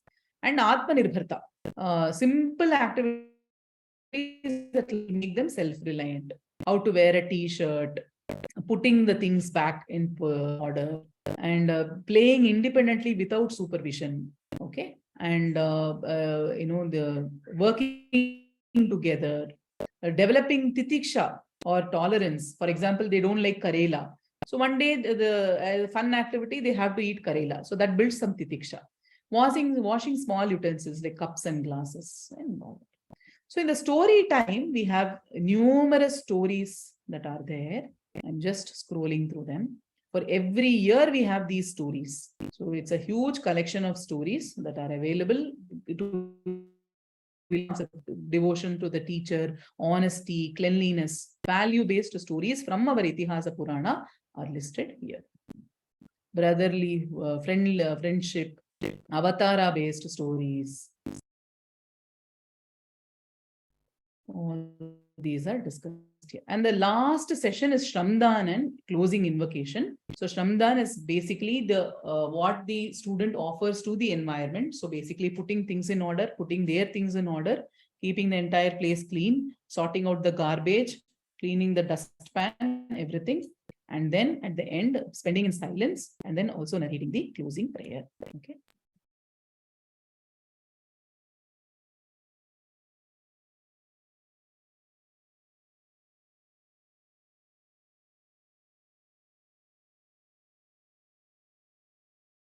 So Vamshi Priya ji has a suggestion, early readers in related to IKS. So that's actually a really good idea, Maybe Geeta ji, you can make a note of this aspect. Geeta ji and RPG. Yes, yes.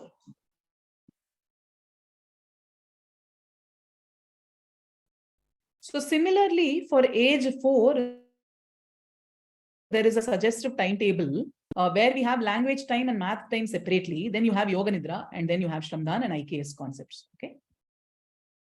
So you have course plan again here. I'm going to skip this part. Again, another, this is the Guru Vandanam is the same. The yogic practices, some are repeated and more practices are added here. Okay. In age 4. Then you have the breathing practices. More mudras are discussed here. More vandanams are discussed here for the first slot. Gita verses are also brought out for age 4. Then Matrubhasha rhymes. Then value-based songs in English. These are different from the age 3 songs. More songs are given. Then you have Yoga Nidra, you have Matrubhasha. Then you have Matrubhasha, Sanskritam and English, different content you have. Okay. So you have the identification of the letters here and numerous activities to learn these letters. Vowels and consonants, practicing them separately. Sanskritam letters recognition, and then different set of words. If you want, you can teach the same words, teach all these words in age 3 itself. We leave it to you. Or you add more words to the vocabulary and how to teach these words. Again, more Sanskritam rhymes for age 4. You can revise the age 3 rhymes. Then writing the letters. So here, if you see, the direction in which they need to move their pencil to write also is given here, which is the first stroke that you need to draw. Without this, we all have learnt it differently, right? And then identification in English, uppercase, lowercase. I'm not going to go into the details. You are much better than me, probably, in teaching these sentences. I'm just scrolling for you to just have a look. Singular, plural, letter recognition. And straight away go to the IKS. This English is anyway there. Then you have math foundation, sorting. This all this is based on the NCF guidelines. When it comes to numeracy and literacy skills, we have taken the NCF guidelines and adapted with the Indic content and also adapted it to activities based on the Indic thought process. All this is based on NCF. NCF document has numerous insights on what kind of activities can be included. And there is also a booklet that the government has released called Jadui Pitara. So please go through it, Jadui Pitara, which has preschool based activities, crafts and activities. Samskrita Bharati approach, I leave it to you. That's what I said. This is one way. If you have teachers from Samskrita Bharati, you can teach Sambhashan. It can be an additional component.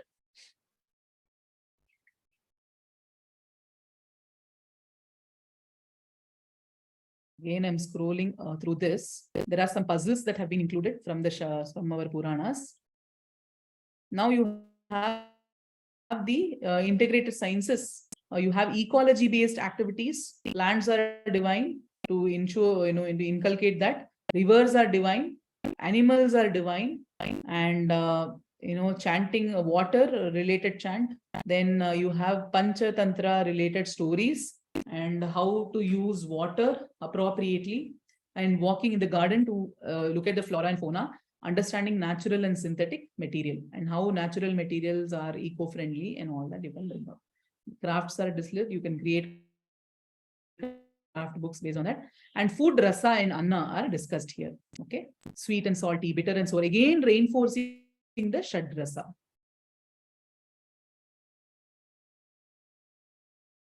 And yama and niyama, satya, shaucha, ahimsa. Again, there are stories here. For the stories, you can refer to the story segment. Okay, ahimsa, asteya, and how to follow safety at home. And also there is a session on cow-based products. So once you get some cow dung, you can make numerous artifacts with that. Again, that is given here, how to do that. Composting can be done. Lamp can be done. Ganesha can be done. So introducing the concept of cow. Astronomy, what are the different elements of a Panchanga? This is given here. Learning the names of the tithis, days of the week, the Navagraha, coloring the faces of the moon. And from age 4, we're including one very important component called knowing India. Because they need to know about the country, they need to know about their immediate geography. If you live in Hyderabad, if you live in Bangalore, what are the important heritage sites over there? So that is also included here. Geography, immediate geography, and the national geography is included. Geography and history. Okay. So ancient architecture, trees, birds, food preparations, Indian animals, everything is included. And also we are including Indian games in this.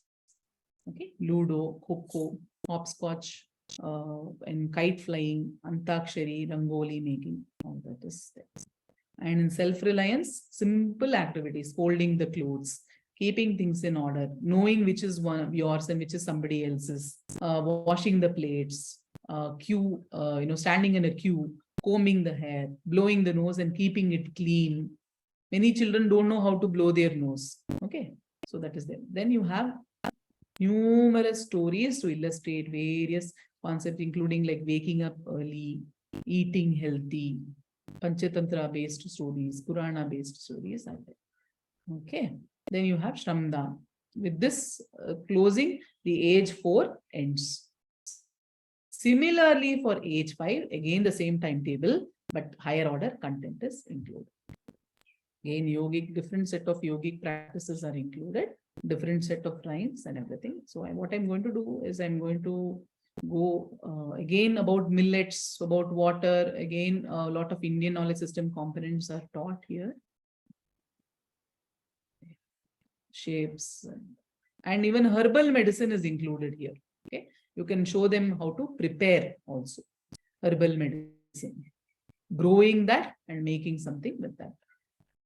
Krishi Parashara. Okay. Food comes from seed. Without farmer, that seed doesn't grow. Hence, one should engage in farming. So simple verses, importance of a farmer, how to respect a farmer, what all a farmer does. All this is included. And in the last comes the evaluation sheet, which I already showed you. Annamaya Kosha, each Kosha, you're rating them as whether they are what you can say, immature in that, or moderately mature, or very mature in that particular skill. Okay. And towards the end, the NCF content is also included in this. Okay, age 4. And guiding principles from the NEP document are also presented here. So with this book ends, as you can see, pretty detailed, also giving scope for more things to be added. And all this is part of the NEP and NCF. So I will take 1 or 2 quick comments, and then I will leave it to Aarti ji to moderate and then facilitate the further discussions.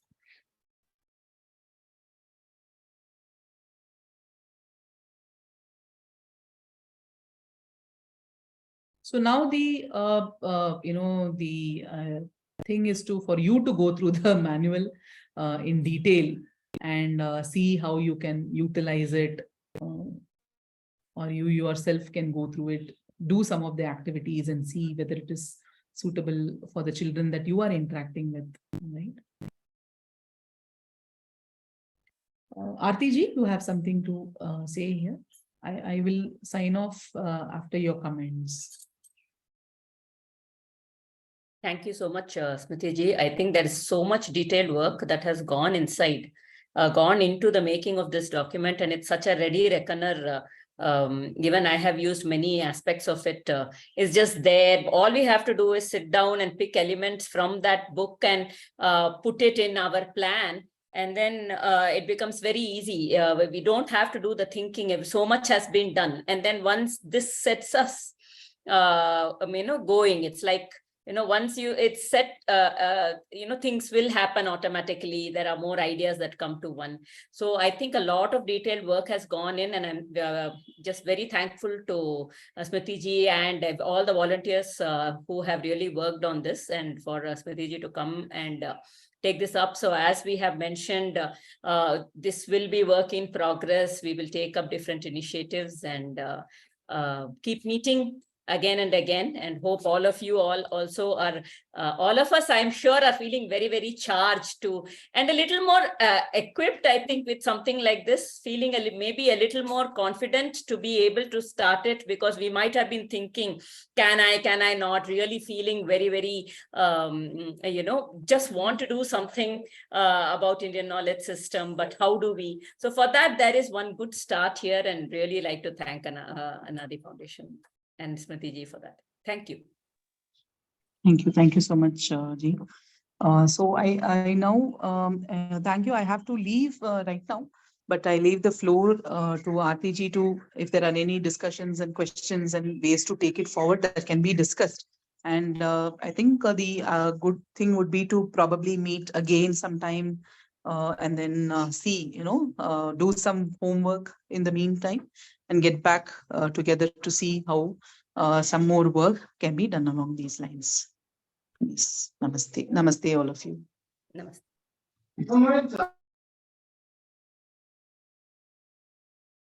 So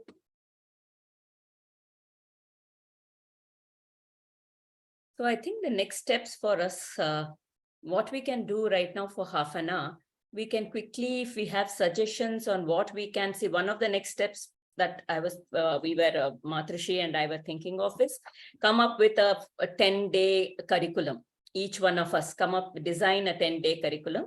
And with that, we can meet up again. And then further to that curriculum, what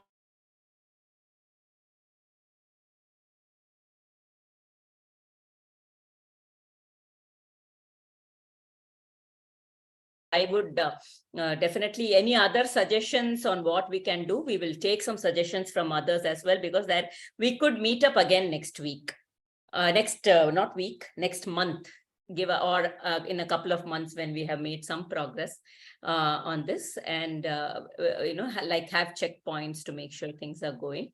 So any suggestions that come up from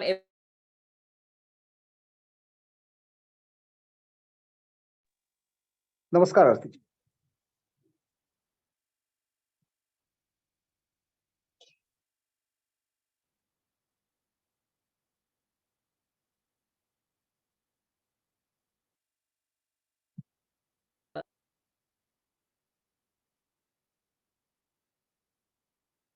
Hello, am I audible?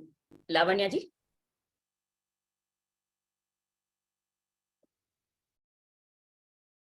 Yes, please. Are you able to hear me? Yes. Yes. Sudhir ji, you wanted to say something? Yes. Please. The video was paused for some time, so we're not able to hear or move ahead. Actually, instead of suggesting, I would like to know first that if I want to begin with such type of activity, can we move with the stuff available, or we are having some training system also to begin with better conditions? One thing, and is it a new movement or it's a repeated movement of the Anaadi? Anaadi has been working on this for quite some time. It had started. Geeta will be able to tell this better, I think, right? Geeta, you want to add in? About 2 years back, at least 2 to 3, much before. Correct. So the Dharma Gurukulam, I think it has started for children from age of a class of 5, because thinking that they have to be independently working with themselves, in the sense taking care of themselves, their body, all those areas. Then the requirement for why don't we start it early has come up from, lot of the takers, because they were conducting a lot of workshops on yoga, understanding Indian context, Sanskritam as language, a lot of areas. That is where the requirement to bring it back to the preschool has started. And then this book is created as per request of many of the parents who were doing homeschooling, unschooling, and who wanted to have a Indian rootedness. And I personally feel that when this going through this document, this is similar to what is being done in any conventional school, because there is an integration of English as a language, and all multisensorial areas is provided for the children. So in that, because that is how the growth happens, right? Preschool curriculum is preparing them for academics, basically, making them ready for the academics, making them follow the instructions, making them develop the muscular, the fine motor and gross motor skills, language development, like they are understanding the letters and how to pronounce it in multi languages. So that this document is, I think it will cover all 200 or 210 days. It's a very good way to start off. What are the supports they were providing is like hereafter to develop the lesson plan, as Smrithi was telling. I think we all can work together in developing a lesson plan for particularly what is the philosophy of some kind of area which I am going to start, or anybody else is going to start, or collectively going to start. In that developing, if at all we needed a development, like the class depends on how the children, these are the age of 2.5 to 5.5 years or 6 years. In that, sometimes the plan will be very emerging also, like how the children come up with. So then what can we be ready with? There can be a structure developed, but this we can actually weave it into the requirement of the children as well. So structure and flow, integrating both of it, we can look at. We can also think about developing. What's the RTG, like helping in developing? Yeah. Another way to, or what you say, as we can come with a lesson plan. Another thing we can do is whoever is interested can come and present one part of it, like they do it for the children, and others can give feedback, and that will become like a good way we can come together, and that way we develop some things, and then slowly, once we have a clear plan, then we work actually with some children, and then again we have our forum to come back and talk about. See, it's a learning process in a way. We don't have to be completely equipped. You learn as we take it on the job training or something like that. But we have a base here, right? We do have a base. So we learn along with that, and we have a support system to share our challenges, and we will also talk and have feedback from each other when you come and say, okay, this will not work for children, this will work that age. Maybe we could do it this way, that way. Does that answer your question, Sudhirji? You're looking at a regular training program with all of this, with Sanskrit. Yeah, I think there is a regular duration course in Anaadi Foundation for 5 to 6 months. Yes. Yeah. So I feel, may I say? Yes, please. Yeah, I feel we can do these orientation workshops for the mothers and the ladies, especially in the apartments. Other than talking about trivial, mundane things, this will sort of motivate, because they'll know in which direction we can take. One thing is, of course, starting this parallelly to see that there is an alternative preschooling on Indian knowledge systems. But I think the mothers need to start appreciating, because there is a craze for this Euro kids and things like that, So once we start telling them the benefits of this, I think then wherever they'll start hunting out for places which are offering this, So, and the demand will increase. Yeah. Yeah, creating awareness, definitely, I agree with you. We have to first step is about just talking about the Indian knowledge system. Are we convinced with it? First of all, we build our own conviction, so that then we can talk to others on how it is very important. And also in a lot of these Montessori training institutes, where people are, we can just say we'll also make a presentation about what Anaadi is doing. So we are just sharing with the Montessori training institutes and all these. There are so many that have mushroomed, for play schools, training institutes. Maybe we can tie up with them and do that also. That can be one group. If bringing it to the mainstream would be very good, actually. I think if you have, that's why that initial curriculum or something, if we have, we take them and we tell them this is what we have. So when we have that 10-day curriculum, it will become a good base based on, again, the philosophy of an Anadi and how we are doing the Panchakosha framework is created and all that. Along with that, how a day will look. If we have like a 10-day program, and if they want to try it out immediately, 1 hour a day or something like that for like 2-3 days also, when we show it to them, we will have a solid base there. One more thing I would like to add.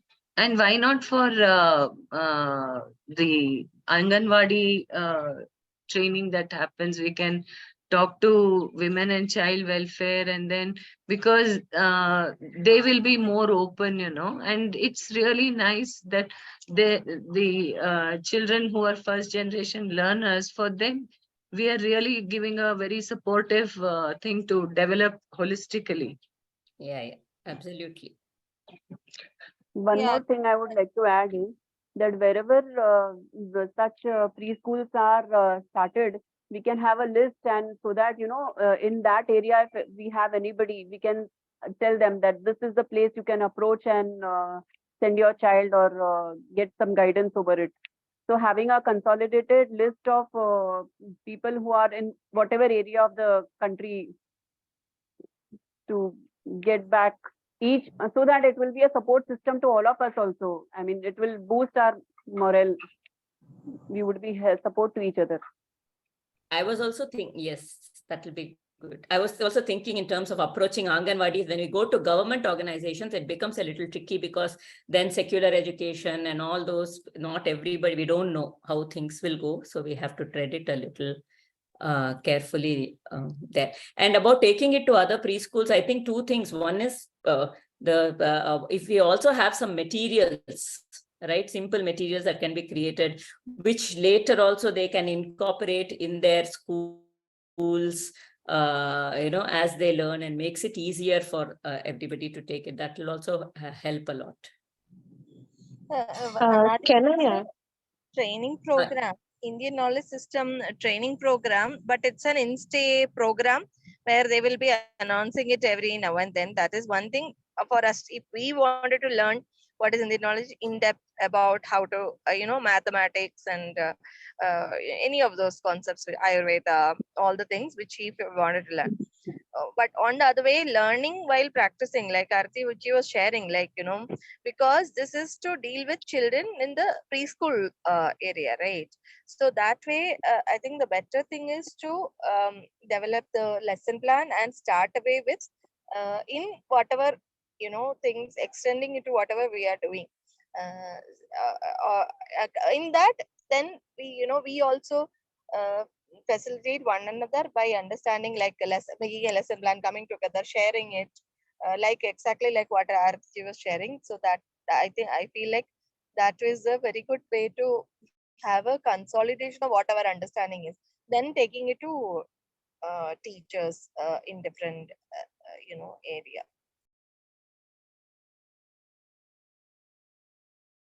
No, if we create a curriculum where we train the teachers of already existing preschool who are used to handling children, and they just need this thing, which the Sadvidya curriculum as well, which they can incorporate in between along with everything else. That also can be done. Yes, Ji, somebody was telling, sorry.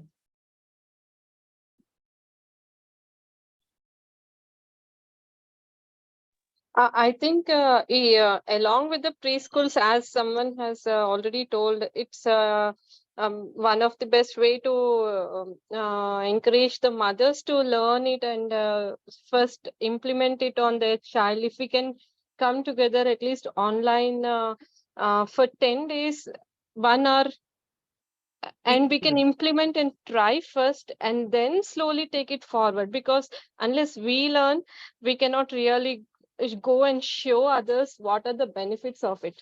So many are in search of such things, but they are not able to know how to go forward, as you told. So I'm also in that situation. So I feel this is very helpful. But for that, we need to first implement ourselves and see the differences and then show to others.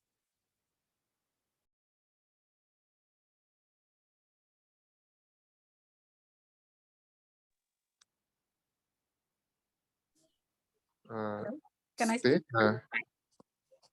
Yeah, go ahead. Hi, this is Lavanya. I have visited Anaadi Ashram for last year and I've stayed there for 3 months. I'm a teacher basically. I'm teaching maths right now from grade 1st to 5th online. So I'm pretty much interested in preschool syllabus. And actually, I've been waiting for the content since last year. I've met, I think, Ms. Geeta ji, Nandu's mother, at the ashram last year. So we had a like few minutes discussion, and then I live in Bangalore as well. So I'm actually ready to participate and contribute in workshops. So yeah, that's it. Thank you.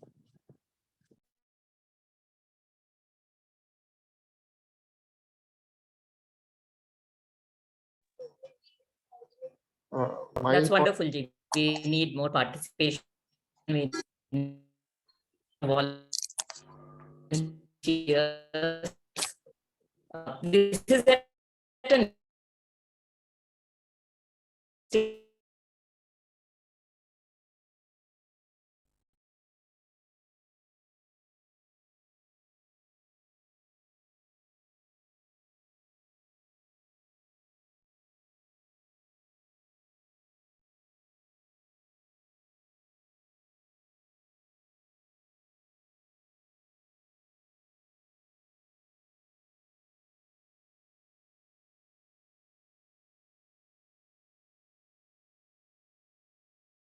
Are you able to hear me? It's breaking very frequently, ma'am. Yeah, but now it's visible. I mean, now it's clear, ma'am. I've turned off my video. Let's see. Yeah, I think Rishikesh ji wanted to say something. He's out. Okay, he's not there. Okay. So. Yeah, I'm there, ma'am. Yeah. My point is like Montessori and the other philosophy, they are not Indic, right? So why they'll support the Indic part of it? So that where like I really agree with some of the points, like where parents, if they are empowered, because when we go ahead as a parent or decide for our child an Indic based study, what the resistance we get from the surrounding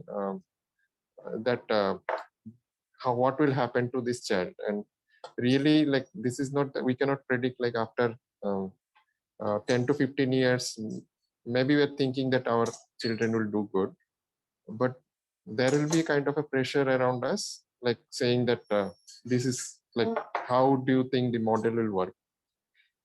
So that's what I feel like we may not get much support if we go through the Montessori and the way. What may work is like how Sanskrit Bharati would have shared. Like that way, maybe you can go ahead, and maybe if there is a dedicated parent is there, and if somebody is like kind of trying to support, then the parent can create the necessary collateral and like put it in the social media and all. So obviously there is a thirst for this knowledge, and then those kind of parents can gravitate to this.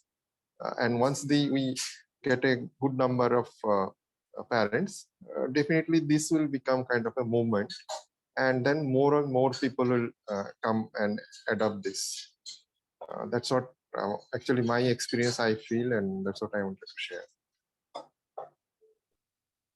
I agree, Ji. It may be a subsequent step where we have to create a little more awareness first, but certain maybe play things like the breathing exercises, the yoga. Today, it seems to have become very popular and everybody knows the benefits of these things. So maybe some elements can go in, but instead of doing that, we could take it up step by step also. First, work with ourselves and in more group. So to bring out result also, we'll have to see, right, when it becomes very result oriented, to really be able to tangibly say there is a certain kind of result very soon is also not, we just know that it is good, and in time we have seen proven methods in other areas. So just try, because there are certain schools which incorporate chanting and all that automatically. So similarly, there may be some preschools which are ready to incorporate chanting, a little bit of yoga, and Sanskrit along with all the other languages when they are singing certain Sanskrit songs. So I think each one can take it as they want it. Excuse me, ma'am. This is Netra speaking. Yes, Netra.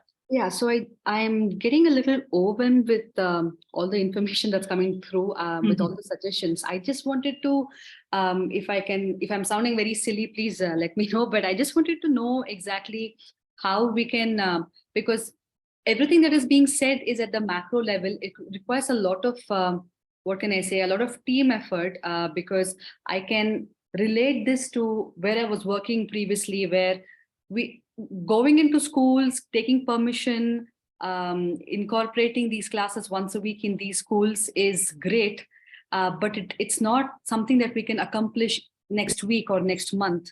But if we have to talk about an everyday contribution by interested volunteers, can you just help me understand what exactly is it that we can do on a weekly basis?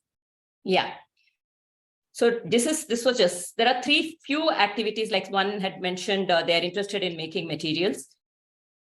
So one we can do is we will need to create materials which are simple. One can then stick and put it on something. We need flashcards, probably to learn Sanskrit, probably to learn certain chants and all those, like, so when they look at that picture, they know. So we can discuss in a group. So one can be a material creation, workbook material creation group. And then we can have one group, which is, like the mothers group, who wants to create a certain curriculum and take that forward with their children. And then so it becomes like a homeschooling group where mothers want to take it. And the materials that are created will also feed into the homeschooling group that way. So experience can also come in. And we are also, as part of Sanatana Gurukulam, looking at actually having teachers who would be ready to take up, just get a few children, and we will have training sessions, meetup sessions where and talk about it. And if you're a teacher, if you want to be a teacher and take it to a few children, maybe in your own apartment, and we will have group of teachers who can take this to the children. So for all of this, the first step, I think, by the next month we can come up is with one 10-day lesson plan as a first step. It's not like right away we are going to jump into it. This can be the larger goal. It will take some time, but as a first step, we make a 10. This will be common for all. The next step will come only after that. So whoever is interested, if you just come up with a 10-day lesson plan, so then based on that lesson plan, we can start making some materials and things like that. Does that make sense? So we can meet next month with a 10-day lesson plan as after going through the whole thing. Keep a certain age group in mind. Yes? Yes, so this is a 10-day lesson plan is for children, is what you're saying. Preparing enough material to conduct a 10-day lesson plan for children. Do I understand that? First we will need to have a lesson plan. Then we will know what materials we need for that. Okay. Another small suggestion. But this will be a team. So we make a 10-day lesson plan, and then the material creation team can then create the materials based on that. But initially, we may all have to create. Each one individually can go and see what is a lesson plan that you would take up for your child, whoever is interested. Or we can have, so we'll have a lesson plan team. That will be the first phase. The material team will come second. Okay, and the topics that will be covered will obviously, we can refer to this manual that Manual, was and talking we about. can have another meeting sometime next week. Once we post the Excel sheet and we get some names in there, we will post the next, and we will have one more meeting with people who are interested to actually contribute. Okay, thank you. I got it. One more suggestion is like how they take robotics and all that for summer camp. Can we plan for a summer camp for 10 days, something like that? Absolutely. I think that will be a very good way to start off, definitely. So I think we will keep it at that. So initially, right now, I will send out the Excel sheet, and that's why we had gone into getting the suggestions. So I'll just, what are all the different areas in which people are interested in working? You can put in your names and phone numbers. I'll put in all the details. And once we have that smaller group of people who are really keen on taking this forward, we will have one more meeting, and then we'll break up and we will see how, each team can take it forward further. Does that make sense? I have a small request. Being a homeschooling mother, so I need some more, information regarding how to handle the children in the mornings, right? Because in a school it's a different, right? Yeah. But for me, it The starts child is there even with you the more whole early. day. So I have seen like other books of Anadi as well. I mean the Sanskara and the IKS, where it talks about Dinacharya and all. So I think I need to go through all those things and I have to fix something. I mean, before that has to be done for a parent. I mean, for a teacher, it's little less. I mean, those guidance has to be given, but for a mother or for a parent, it is something which they have to do hands-on, right? It's like everyday thing. So sure, we will keep that in mind as well. Yeah. Thank you. We'll definitely keep that in mind as well. Okay. Anything else? Otherwise, I'll close the session for today with a chant. So we'll keep Ma'am, what about ma'am, what about people who were not able to attend today? Will there be another session for them, or can they just join in the group by filling the form? They can join in the group. See, we will that will be posted in the group anyway. So if they're showing interest in any one of the areas, they can definitely join the group and put their name in. And we will be posting the recording of this very soon, so they can watch the recording, and that will help them catch up. Okay, so watch the recording, then fill the Google form, and then join the WhatsApp group, right? Yeah, correct. You want to invite someone who is not there in the WhatsApp group, is it? Yeah, actually, I'm filling in for my wife. Not that I'm also equally interested, but she's traveling, and ideally, she would want to be part of this. Yeah, they can join. We want anybody who can contribute is welcome. Please let us know, and we will. The recording will be there, and in the next subsequent sessions, she can join. Okay. Thank you so much. Yeah. You're welcome. This is not limited to only the people who have joined right now. Okay. Whoever is interested, not much later, but initially at least we can be a little flexible with it. Okay. Thank you. We'll close the session for today. Hope to continue this journey. We have embarked on a new journey here, and we will keep it going. So I'll close the session. Oh. Loka samasta sukhino bhavantu. Loka samasta sukhino bhavantu. Loka samasta sukhino bhavantu. Sarve bhavantu sukhinaha. Sarve santu niramayah. Sarve bhadrani pashyantu. Ma kaschid dukkha bad bhavet. Om Shanti Shanti Shanti. Hari Om. Shri Gurubhyo Namaha. Hari Om. Thank you.